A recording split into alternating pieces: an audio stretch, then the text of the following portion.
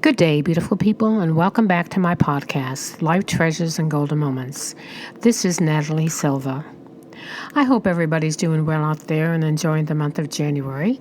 And we are in the middle of it almost now, and all over the country and the world, the people have been having unusual storms, so I hope we get through that and spring will suddenly be upon us.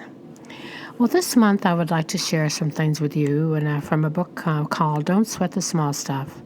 And the author is Richard Carlson, who has passed away so many years ago.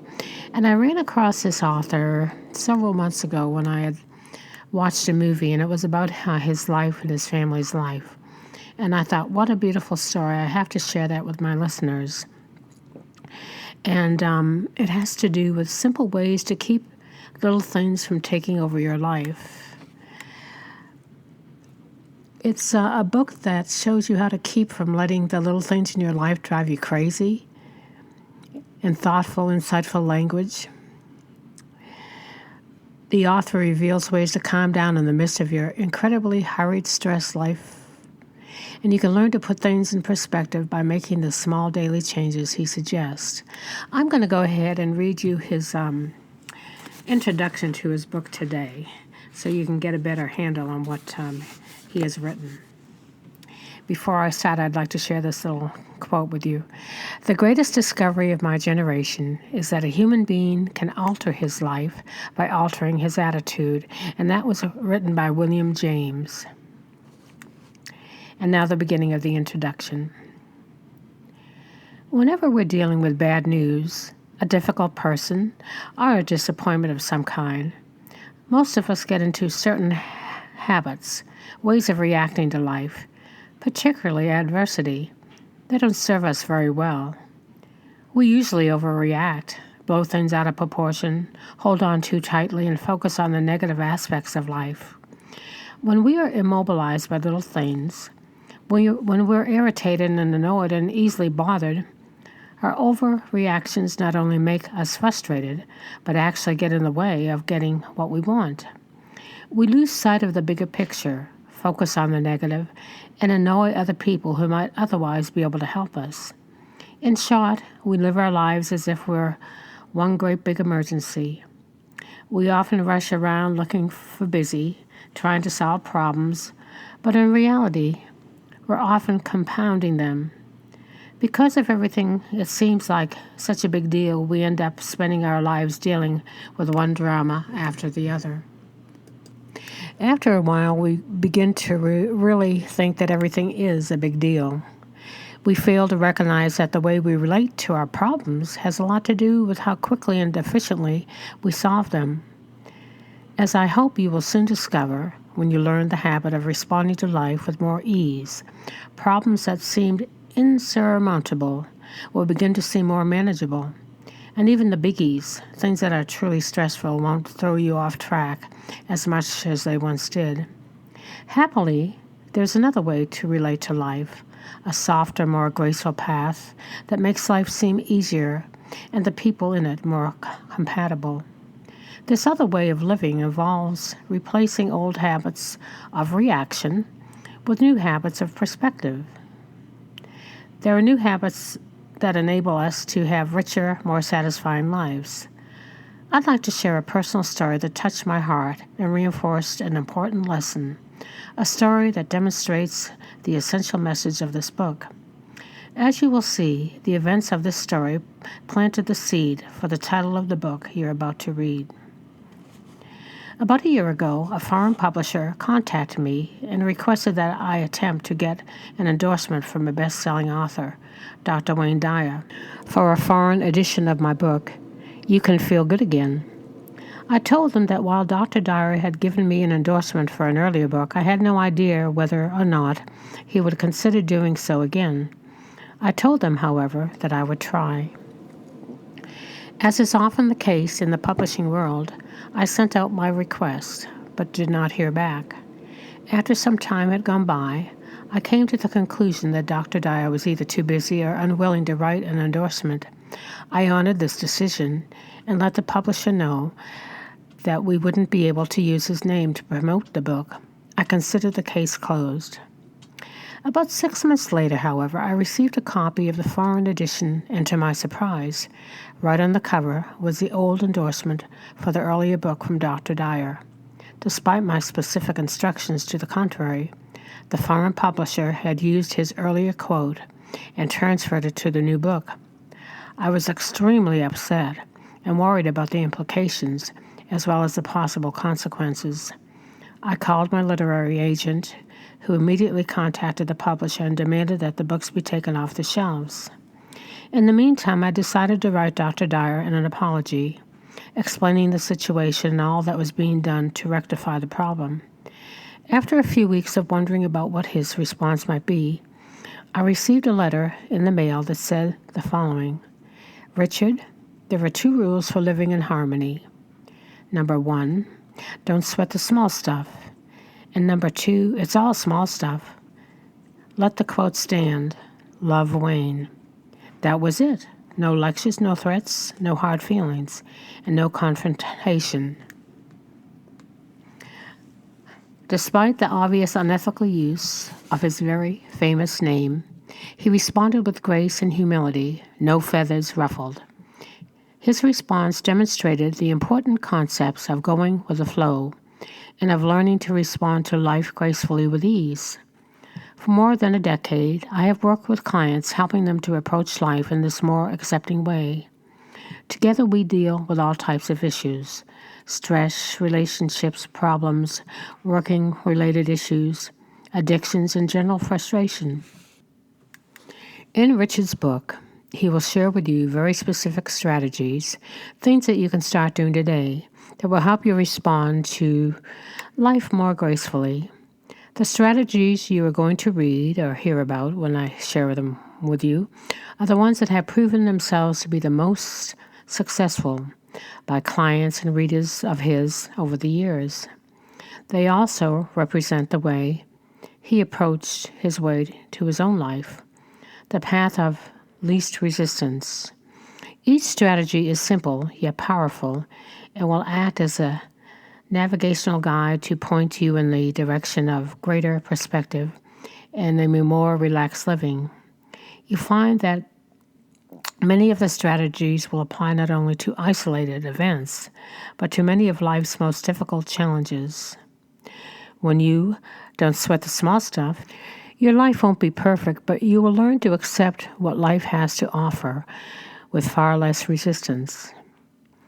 As we learn in the Zen philosophy, when you learn to let go of problems instead of resisting with all your might, your life will begin to flow.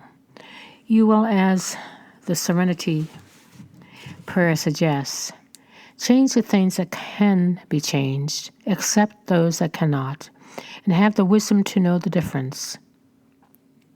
Richard is confident that if you give these strategies a try, you will learn the 2 rules of harmony. Don't sweat the small stuff. It's all small stuff. As you incorporate these ideas into your life, you will begin to create a more peaceful and loving you.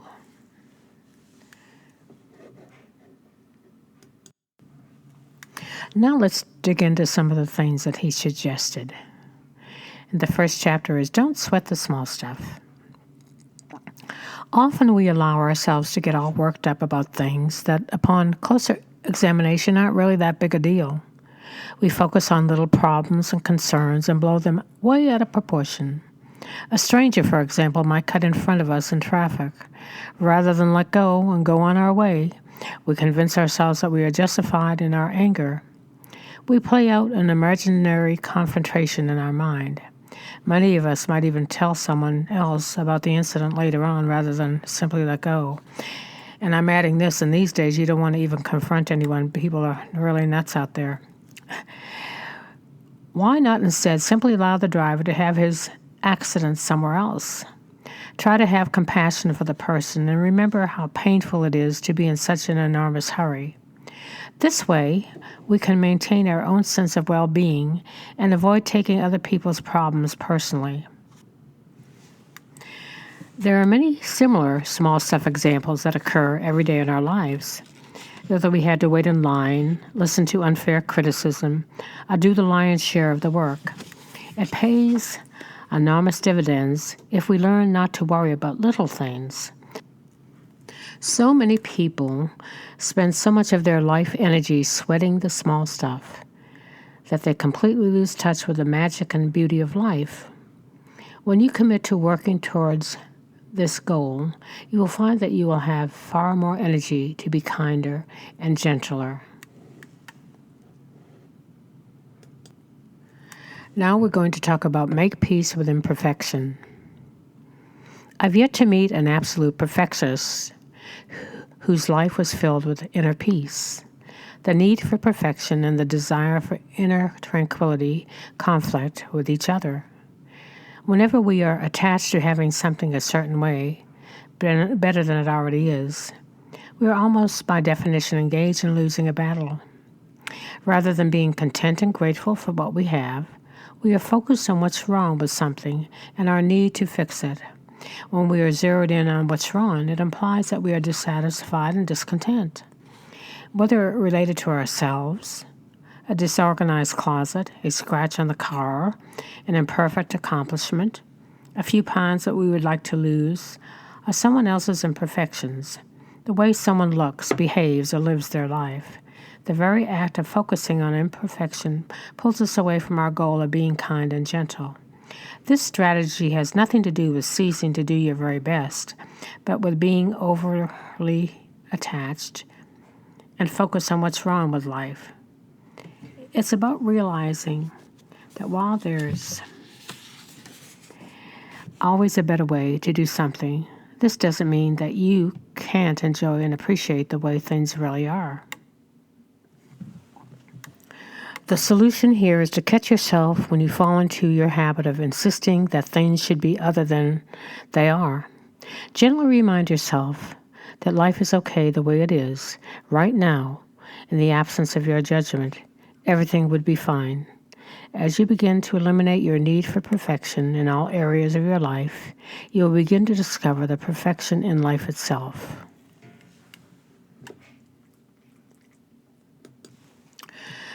Now we're going to talk about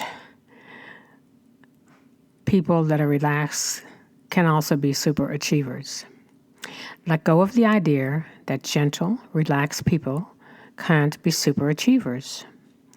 One of the major reasons so many of us remain hurried, frightened, and competitive and continue to live life as if we're one giant emergency is our fear that if we were to become more peaceful and loving, we would suddenly stop achieving our goals. We would become lazy and apathetic. You can put this fear to rest by realizing the opposite is actually true. Fearful, frantic thinking takes an enormous amount of energy and drains the creativity and motivation from our lives. When you are fearful or frantic, you literally immobilize yourself from your greatest potential, not to mention enjoyment.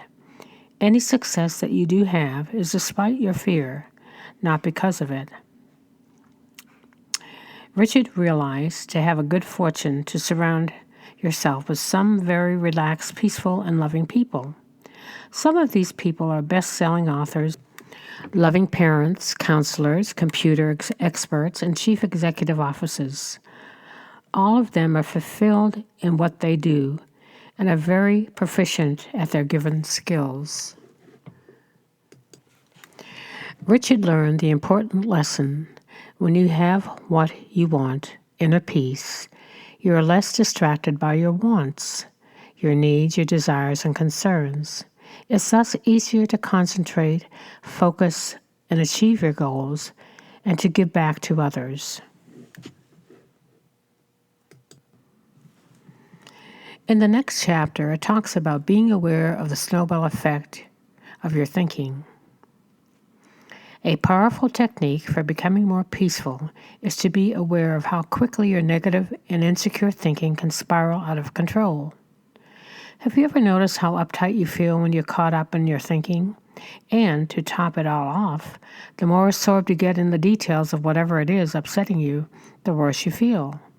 One thought leads to another, and yet another until at some point you become incredibly agitated.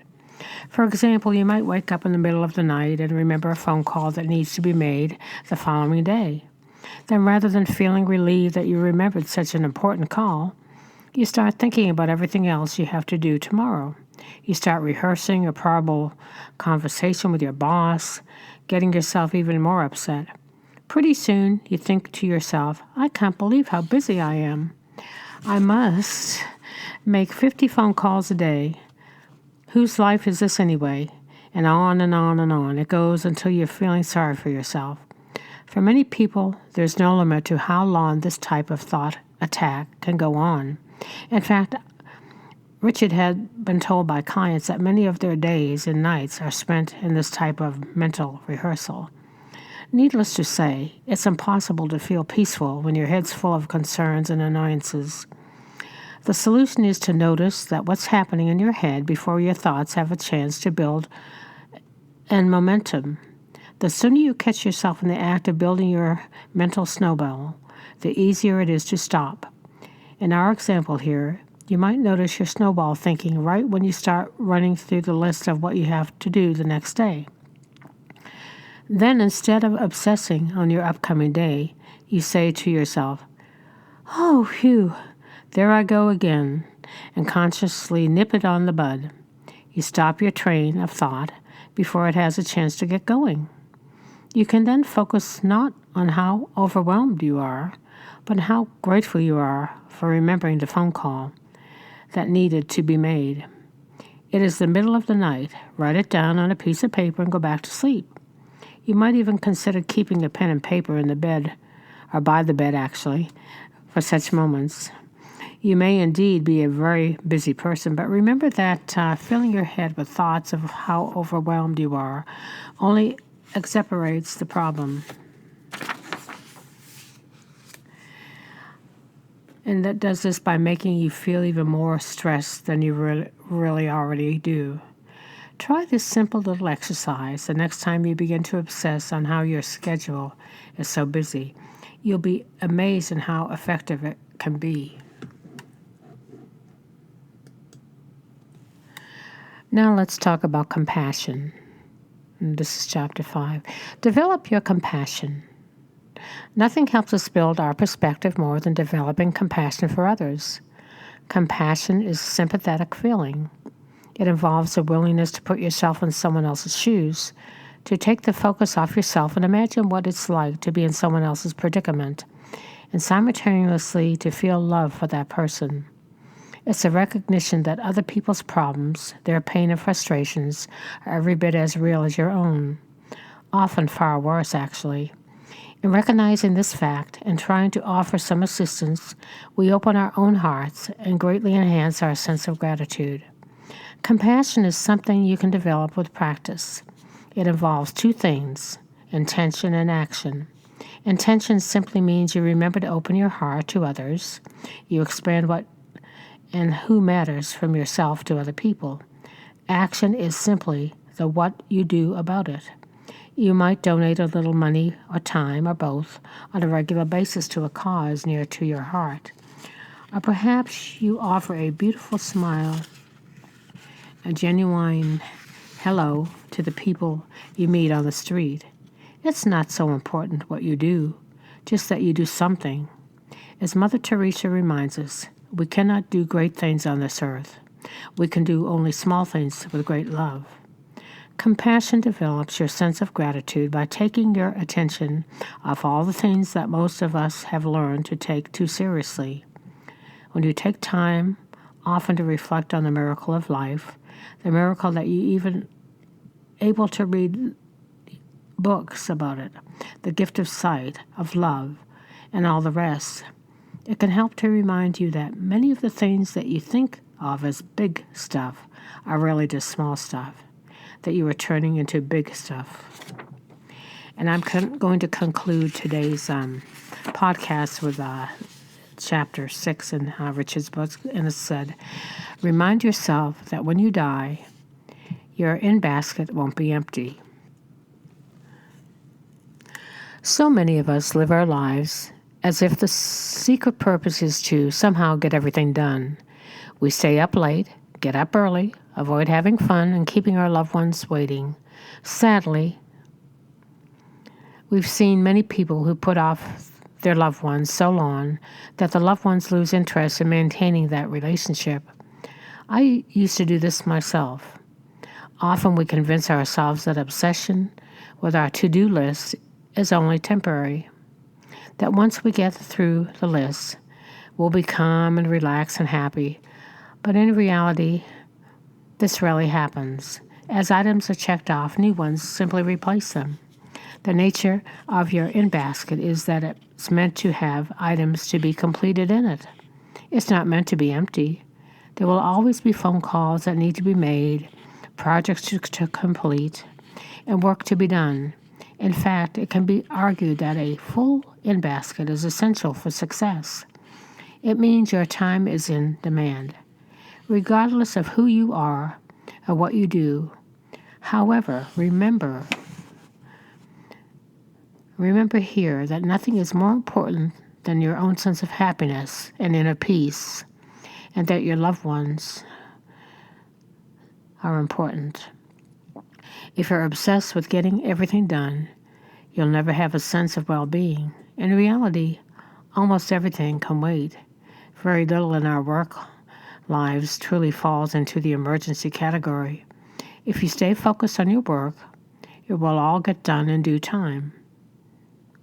Richard found that it reminded him that the purpose of life isn't to get it all done, but to enjoy each step along the way and live a life fulfilled with love. It is far easier for one to do and control your obsession with completing your list of things to do. Remember, when you die, there will still be unfinished business to take care of. And you know what? Someone else will do it for you. Don't waste any more precious moments of your life regretting the inevitable.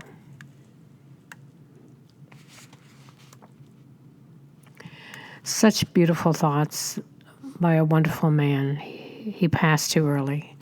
I think he was only about 46 when he passed away, but I hope you enjoyed this book that I share with you today. And again, it's called Don't Sweat the Small Stuff, and it's all about small stuff by Richard Carlson, Ph.D.